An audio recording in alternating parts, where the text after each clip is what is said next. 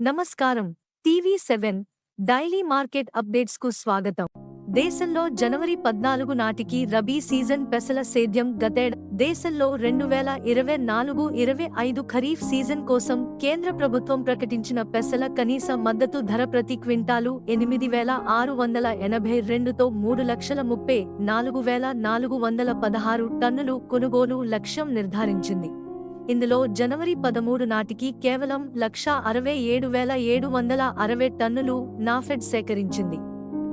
రాజస్థాన్లో 2,38,928 టన్నులు కొనుగోలు లక్ష్యం నిర్ధారించగా జనవరి 13 నాటికి 1,39,869 టన్నులు, కర్ణాటకలో 38,350 టన్నులకు గాను 26,752 టన్నులు, తెలంగాణలో 4,715 టన్నులకు 990 టన్నులు, మహారాష్ట్రలో 29,108 టన్నులకు గాను 63 టన్నులు, తమిళనాడులో 8,000 టన్నులకు గాను 84 టన్నులు సేకరించింది.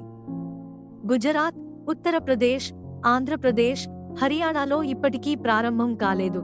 రాజస్థాన్లోని నాగోర్లో ప్రతిరోజు 8 నుండి 10,000 బస్తాలు, మెడతాలో 3,000 నుండి 3,500 బస్తాలు, సుమేర్పూర్, కేక్, పాలి ప్రాంతాలలో 4 నుండి 5,000 బస్తాల పెసలు రాబడిపై స్థానిక మార్కెట్లలో 6,500 నుండి 8,200, పాలిష్ సరుకు చెన్నై డెలివరీ 9,400 నుండి 9,500, నోఖాలో 5,000 బస్తాలు మరియు ఇతర మార్కెట్లలో కలిసి ప్రతిరోజు 10 నుండి 12,000 బస్తాల మిటుకులు రాబడి కాగా 4,400 నుండి 4,900 ప్రతి క్వింటాలు ధరతో వ్యాపారమైంది.